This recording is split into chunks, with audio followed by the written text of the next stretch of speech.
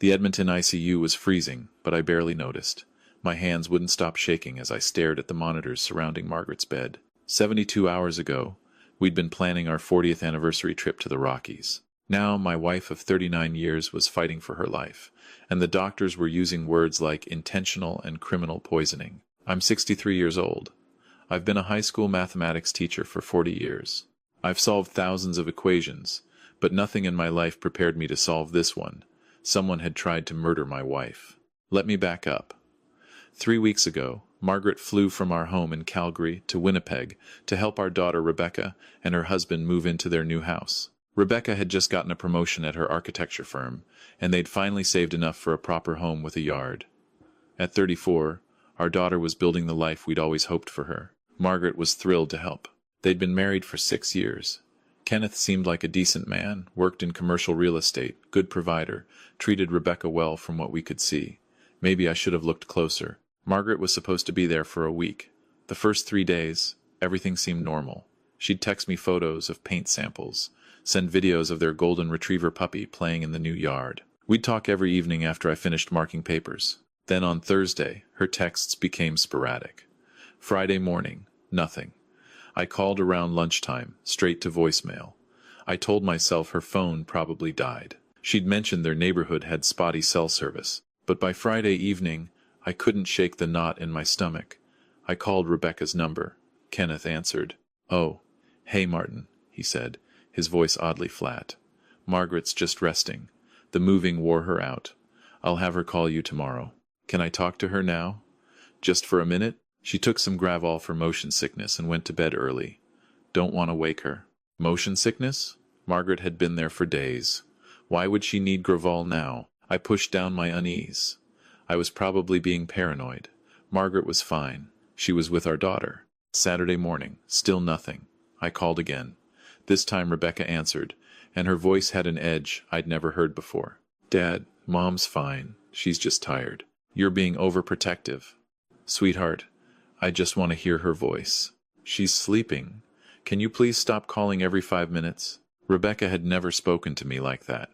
We'd always been close. This wasn't like her. I tried Margaret's phone again. Voicemail. I sent a text. "Margaret, I'm worried. Please just let me know you're okay." 2 hours later, "Fine. Stop fussing." It didn't sound like her. Margaret always used proper punctuation and full sentences. This was curt, dismissive. Something was wrong. I'm a logical person. I believe in facts, evidence, rational thinking. But that Sunday morning, logic went out the window. I booked a one-way ticket to Winnipeg on the first available flight. The plane landed at 2:47 p.m. I rented a car and drove straight to their address in Charleswood. It's a nice neighborhood, tree-lined streets, well-maintained homes. Exactly the kind of place you'd want your daughter to raise a family. I pulled up to the house at 3:35 p.m. The lawn was freshly mowed. Moving boxes were still stacked visible through the front window. Everything looked peaceful. I grabbed the bouquet of Margaret's favorite flowers, purple tulips that I'd bought at the airport, and walked up the driveway. Before I reached the porch, the side door burst open. A woman in her 50s came running out, her face sheet white. She was wearing yellow cleaning gloves and had a mop in one hand. "Don't go in there," she screamed. "Sir, please, don't go inside." I froze. "What? What's wrong?" She was shaking, tears streaming down her face. "I'm Paulina, the cleaning service they hired. I found her your wife, I think. She has your photo in her purse. She's unconscious in the basement bedroom. I already called 911. The world tilted.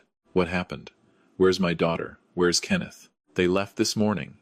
Said they were driving to Brandon for the day, visiting his parents. I came to clean, and I went down to start the basement, and she was just lying there, not moving, and there were pills everywhere, and a siren wailed in the distance, getting closer. "Show me," I said. "Sir, the paramedics said not to move her." "Show me now." Paulina led me through the side entrance to the basement stairs. The smell hit me first vomit and something chemical I couldn't place. Margaret was on a pull-out couch, her skin pale gray, lips slightly blue. An empty prescription bottle lay on the floor beside her. Her breathing was so shallow I could barely see her chest move. I dropped to my knees beside her. "Margaret? Sweetheart, can you hear me?" Nothing. I grabbed her hand. It was cold. This couldn't be happening. This couldn't be real. The paramedics arrived 4 minutes later. I watched them work with a strange detachment, like I was watching it happen to someone else. "Sir, are you family?" "Her husband, Martin Holbrook." "That's my wife, Margaret. Can you tell us what medications she takes?" "She has type 2 diabetes. Takes metformin, that's it. She's incredibly careful with her health." The lead paramedic held up the empty prescription bottle. "This is clonazepam. Do you recognize it?" "No. Margaret doesn't take sedatives. She's never needed them." The paramedic's expression darkened. "The bottle's prescribed to Kenneth Sawyer. It was full yesterday, according to the pharmacy label. It's empty now." They loaded her onto the stretcher. I followed the ambulance to Street Boniface Hospital in my rental car, my mind spinning. Kenneth's pills. Why would Margaret take Kenneth's pills? She wouldn't. She was terrified of taking medication she didn't need. She wouldn't even take my Tylenol when she had a headache. At the hospital, they whisked her away to the ICU. A doctor came out 20 minutes later. "Mr. Holbrook, your wife ingested approximately 30 tablets of clonazepam combined with what we believe is oleander extract. It's a highly toxic combination. We're treating her for benzodiazepine overdose and cardiac glycoside poisoning. The next 48 hours are critical." "Oleander? How would she even? That's a plant, isn't it?" "Yes. It's sometimes used as an ornamental shrub. All parts are extremely poisonous." "Did your wife have any reason to ingest this intentionally?" "Absolutely not. Margaret would never. She's not suicidal. We've been married almost 40 years. I know my wife." The doctor's face was grim. "Mr. Holbrook, I have to ask, is there any possibility someone gave these substances to her without her knowledge?" The floor dropped out from under me. "Are you saying someone poisoned her?" "I'm saying the combination and quantity suggests this wasn't accidental. I've contacted the Winnipeg Police Service. They'll want to speak with you. I called Rebecca's cell. It went straight to voicemail. I called Kenneth's. Same thing. Where were they? Why weren't they here?" Detective Sarah Chen arrived an hour later. She was in her mid-40s, sharp eyes, no-nonsense demeanor. "Mr. Holbrook, I need to ask you some questions about the last few days." I told her everything. The strange texts, Rebecca's hostile tone, Kenneth's dismissiveness, finding Margaret unconscious. "Where is your daughter now?" "I don't know. The cleaning woman said they went to Brandon to visit Kenneth's parents, but they're not answering their phones." "Do you have contact information for Kenneth's parents?" "No, I've never met them. They weren't at the wedding. Kenneth said they were too ill to travel." Detective Chen made a note. "What can you tell me about Kenneth and Rebecca's relationship?" "They seemed happy. Kenneth has a good job. They just bought this house. Rebecca was excited about starting a family soon." "Any financial troubles you're aware of?" "Not that I know of. But Rebecca stopped discussing money with us about a year ago. Said Kenneth preferred to keep their finances private." "And your relationship with them?" "Good. We visit a few times a year. They came to Calgary for Christmas. Everything seemed normal." "Does your daughter or son-in-law have any reason to want your wife incapacitated or deceased?" The question hit me like a physical blow. "What? No, absolutely not." "Mr. Holbrook, I have to ask. Do you and your wife have a will? Life insurance?" "Yes, but you can't possibly think." "I'm not thinking anything yet. I'm gathering information. Please answer the question." My hands were shaking again. "We have a joint life insurance policy. $500,000 each. Rebecca is the sole beneficiary." Detective Chen's pen stopped moving. $500,000 if your wife dies. But Rebecca would never. She's our daughter. She loves Margaret.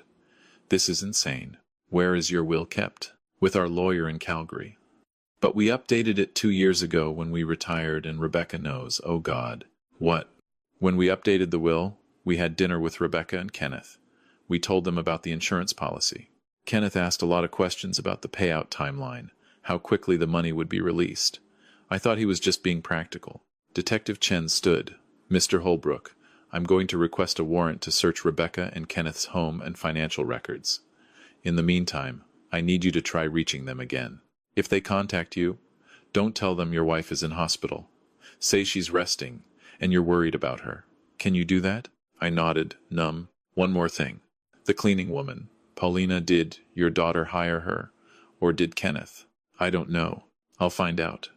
Thank you for your cooperation." She left me alone in the ICU waiting room. Through the window, I could see Margaret's room. Machines breathing for her, tubes everywhere. My brilliant, vibrant wife reduced to this. I pulled out my phone and called Rebecca again. This time, she answered. Dad, what is it now? Her voice was annoyed, impatient, not worried. Why wasn't she worried? I'm in Winnipeg, I said carefully. At the house. Where are you? A pause. What do you mean you're in Winnipeg? Your mother wasn't answering her phone. I got concerned and flew out. That's ridiculous. I told you she was fine. Where are you, Rebecca? We're in Brandon. We'll be back tomorrow evening. Can I speak to your mother?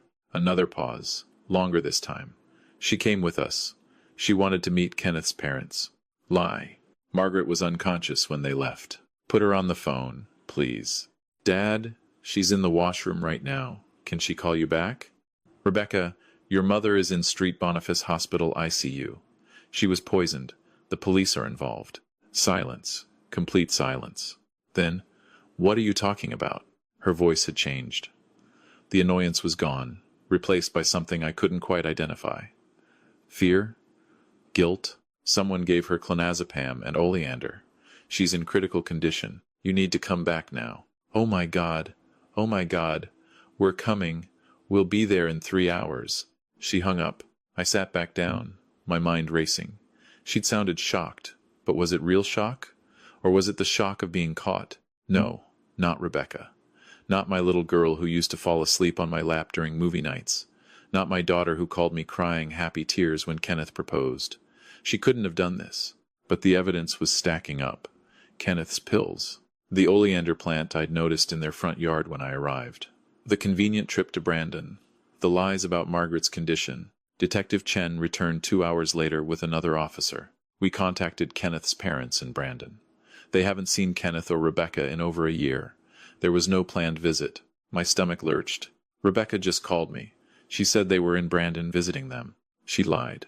We've also obtained their banking records with emergency authorization. Kenneth and Rebecca are drowning in debt. They owe $230,000 on credit cards and personal loans. The mortgage on this house is interest only because they couldn't qualify for conventional financing. Kenneth's real estate business is failing. He hasn't closed a deal in 8 months. But Rebecca has a good job. She was fired 3 months ago. She's been telling you she still works there, but she was let go for falsifying expense reports. The room spun. None of this made sense. Rebecca wouldn't steal. She was honest, principled. We'd raised her better than that. There's more, Detective Chen said quietly. We found emails between Kenneth and Rebecca from 2 weeks ago. They discussed your wife's visit as an opportunity. Kenneth researched oleander poisoning and benzodiazepine overdoses. Rebecca Googled how long for life insurance payout after death. I couldn't breathe. We're issuing a warrant for their arrest. They should be arriving at the hospital soon based on their location data. We'll take them into custody there. I want to see them. When they arrive, I want to talk to them before you arrest them. Mr. Holbrook, please. I need to understand. I need to hear it from her. Detective Chen hesitated, then nodded. 5 minutes. Then we take them. Rebecca and Kenneth arrived at 8:43 p.m. I was waiting in the hallway outside Margaret's ICU room. Rebecca saw me and ran forward, tears streaming down her face. Dad, how is she? What happened? She looked genuinely terrified. If I hadn't known what I knew, I would have believed her. Kenneth hung back, his face pale, eyes darting around the hallway. The doctors say she was poisoned, I said quietly. Clonazepam and oleander. Rebecca's face crumpled. That's horrible. Who would do that? The clonazepam came from a prescription bottle with Kenneth's name on it. Kenneth stepped forward. That bottle was in our bathroom cabinet. Anyone could have taken it. And the oleander? From the plant in your front yard? Rebecca's tears stopped. Just like that. Her face went blank. Dad, what are you implying? The police know about your debt, Rebecca. They know you were fired. They've seen the emails. Kenneth grabbed Rebecca's arm. We should go. We should get a lawyer. But Rebecca just stared at me, and something in her eyes made my blood run cold. The warmth was gone. My daughter was gone. In her place was a stranger. It wasn't supposed to go like this, she said softly. Rebecca, don't say anything, Kenneth hissed. She shook off his hand. Kenneth wanted to make it look like suicide. Pills and a note, quick and clean. But I couldn't forge Mom's handwriting well enough, so we decided on an accident. She was supposed to drink her bedtime tea like always. I crushed the pills into it, added the oleander extract Kenneth made from the garden. She should have just gone to sleep and not woken up. The hallway tilted. I grabbed the wall for support. But she complained the tea tasted bitter. She only drank half. We didn't know what to do. We couldn't call 911, that would ruin everything. So we gave her more pills directly, told her they were her metformin. She trusted me, Dad. She took them because I told her to. You killed your own mother for money? She's not dead. And we needed it. Do you have any idea what it's like to live with debt crushing you every single day? To pretend everything's fine when you're drowning?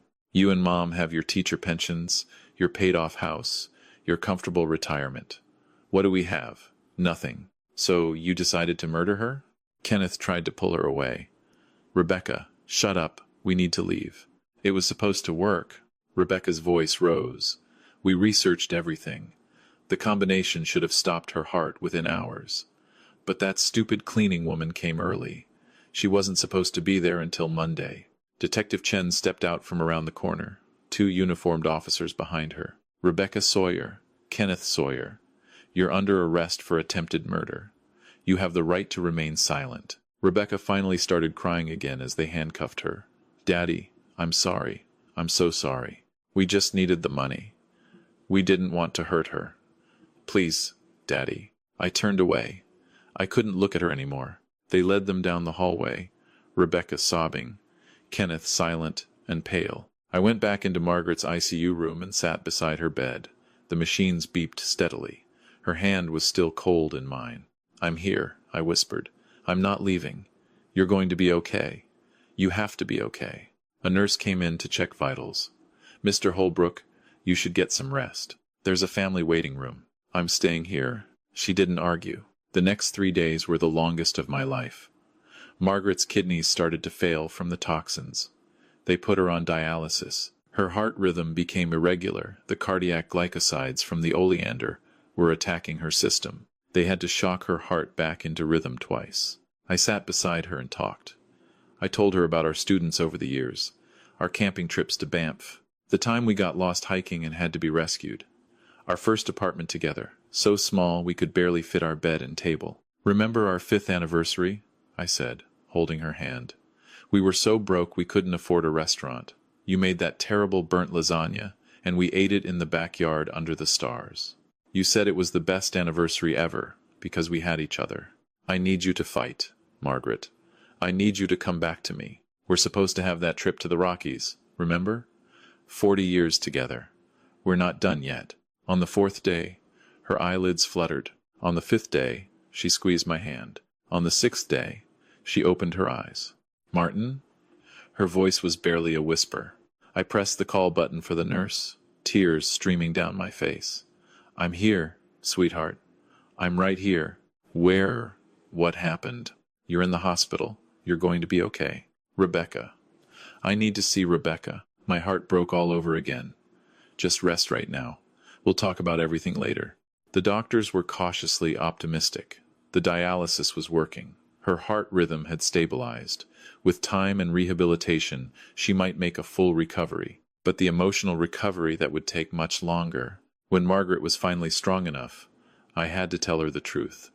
Detective Chen came with me for support. Margaret listened in silence, her face getting paler and paler. When I finished, she turned her head away. Our daughter tried to kill me for money. Yes. Does she know I'm alive? Yes, her lawyer told her. Has she asked to see me? I hesitated. No. Margaret started to cry, silent tears running down her cheeks. What did we do wrong, Martin? How did we raise someone capable of this? We didn't do anything wrong. This is on her. And Kenneth, Detective Chen, cleared her throat gently. Mrs. Holbrook, I know this is difficult, but we need your testimony for the trial.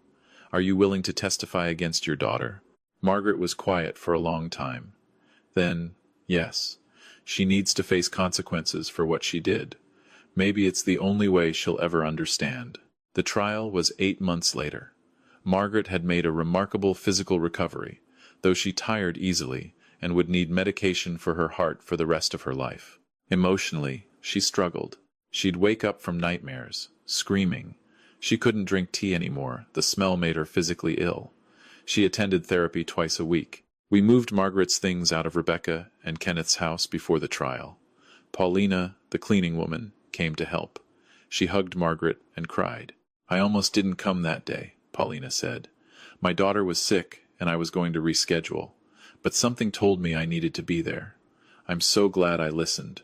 "You saved my life," Margaret told her. "I can never repay you for that." "You don't need to repay me. I just did what anyone would do." But that wasn't true.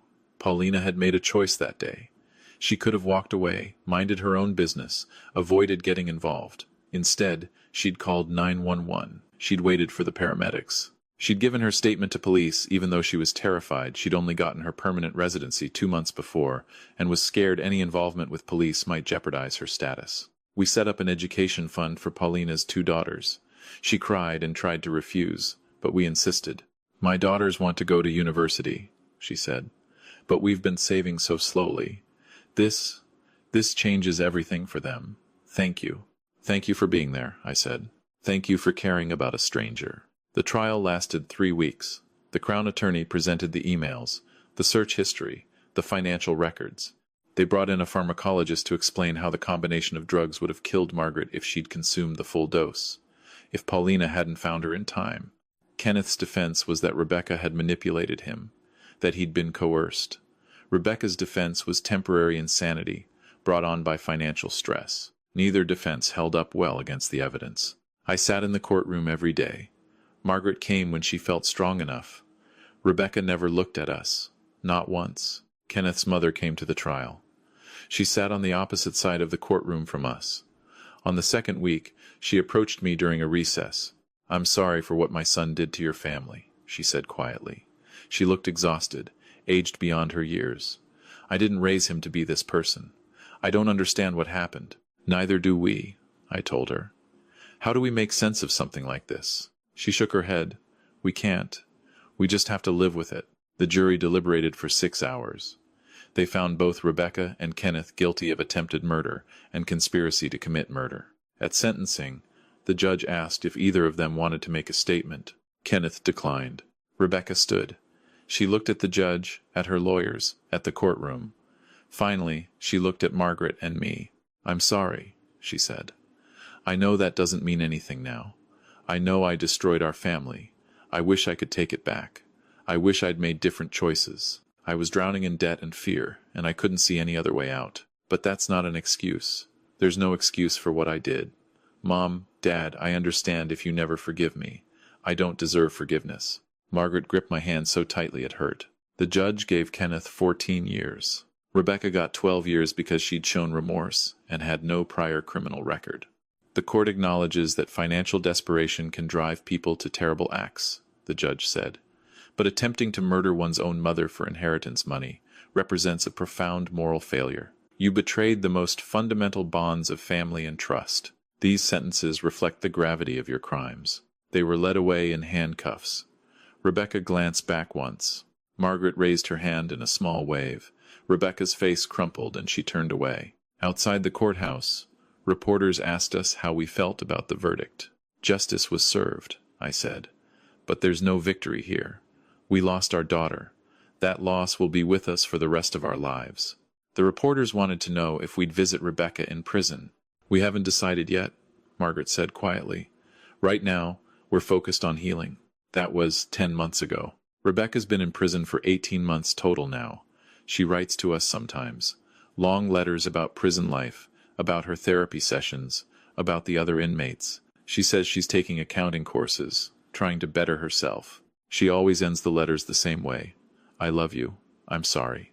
I understand if you can't love me anymore." We haven't responded to any of the letters. Margaret reads them and cries.